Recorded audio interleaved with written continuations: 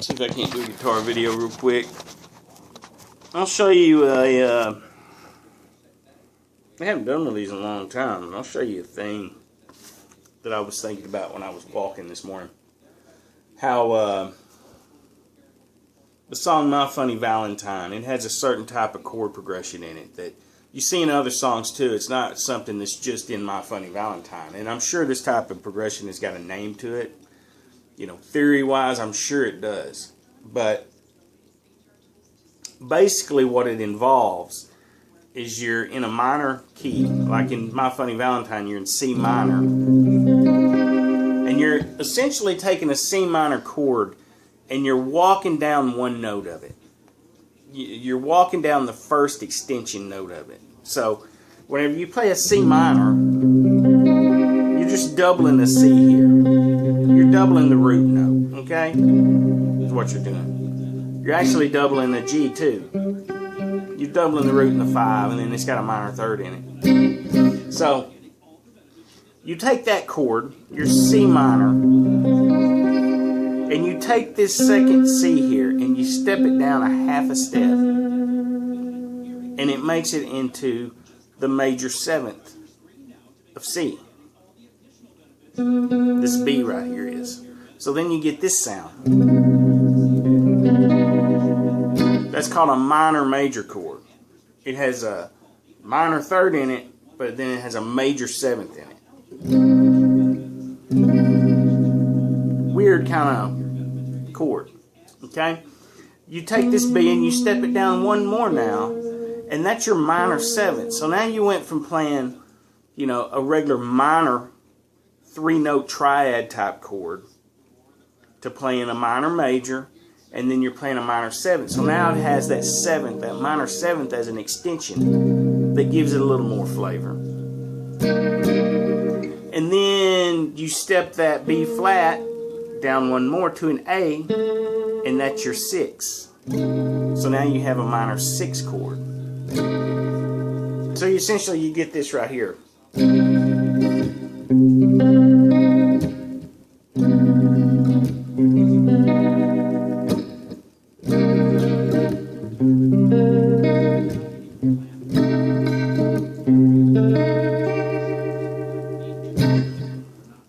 Okay? Minor, minor major, minor 7th, minor 6. That's the beginning of My Funny Valentine. Okay? Now, when you go to improvising over this, because it's a slow ballad like this, you can kind of take your time and focus on each individual chord. Each chord is sitting there for a full measure. Let's see. It's actually sitting there, you could think of it as sitting there for 2 measures. 1, 2, 3, 4, 2, 3, 4, 1, 2, 3, 4, 1, 2, 3, 4. So each chord is sitting there for a couple of measures, and if you play the song nice and slow, it gives you plenty of time to kind of think about what you're playing and think of some notes that would fit over each individual chord the best way possible. Okay?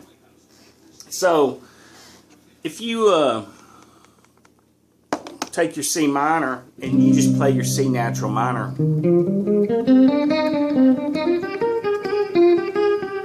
it just works. And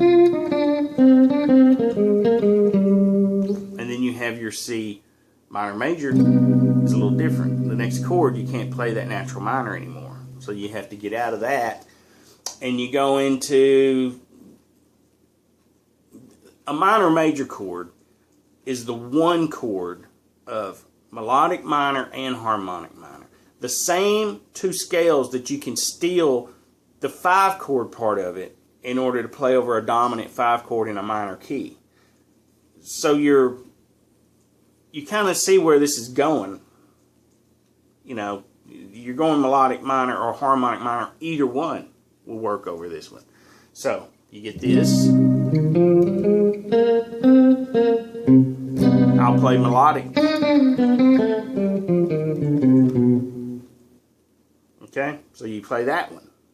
Or you could play harmonic. You could go harmonic. Play a lot of, you know, either one of them. Okay, you can kind of juggle those two. You can almost kind of use a blend of both of them. Now, the next chord, C minor 7. There's nothing stopping you from playing just your natural minor scale again over that C minor 7. Works perfectly. The next chord is a C minor 6. Now, it has an A in it, and that A is not in your C natural minor scale. So, you don't really want to play it. You could skate by with it. You could play a minor pentatonic over that C minor. You could come at it in different ways, and it would work. But the way that makes it sound best if you're playing solo like I am right here, and you have nothing playing chords behind you, don't have any looper playing or anything, the way to do that is to find the exact scale that fits that chord the best. So the first one you would pick for a minor 6 would be a Dorian mode. So a C Dorian shape is what you would play. So you would get this right here, C minor, minor major, minor 7, minor 6.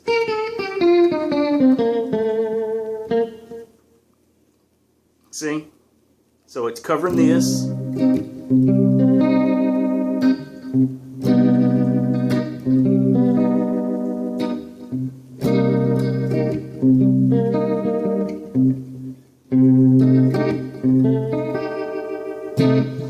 Now, just to go a little further, the next chord is the 6th chord. It's an A flat, major 7. And then it goes to the 4 chord, is an F minor 7.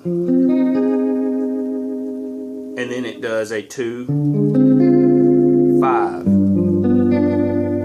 But the 5 is the G dominant. So that same scale that covered the minor major, the same exact scale, now you're going to play the 5. So you can play the melodic or harmonic minor over that. But the 2 chord, you play your natural minor over it. That D minor 7 flat 5. I know it sounds like a weird chord, but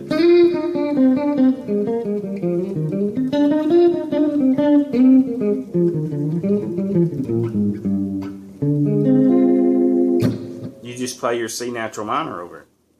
So then you get this right here. Like if I start from the beginning, you'd have your C minor. I'll play harmonic, natural minor, 6, Dorian, back to natural minor, more natural minor, 2, 5.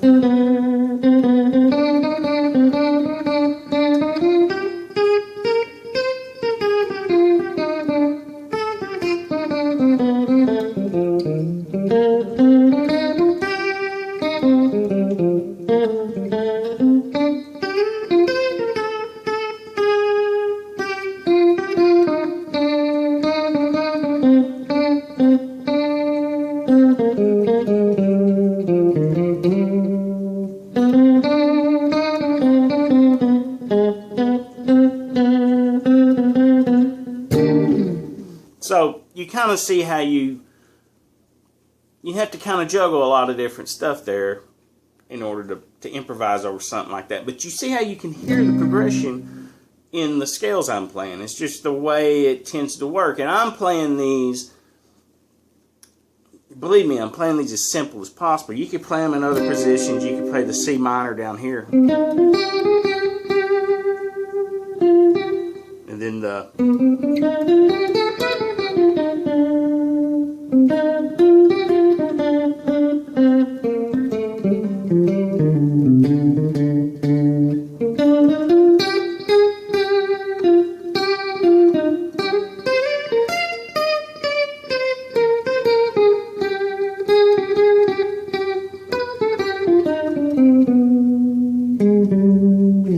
takes a little bit more thinking there. See how you can take a song like this and you can almost turn it into a lesson for yourself every time you play it. What you do is you just try and pick another position and keep up with where the fuck you're at as far as your natural minor, melodic minor, harmonic minor, then the Dorian. You're trying to keep up with this, but whenever you move positions, it totally changes the way you're moving your fingers. You're having to think as you play it.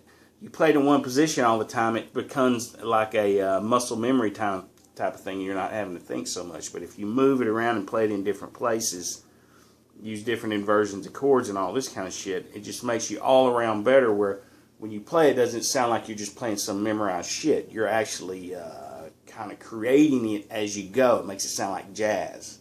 It doesn't sound like just kind of repeating a song that you've played 1,000 times. You play it different every time, to be honest with you.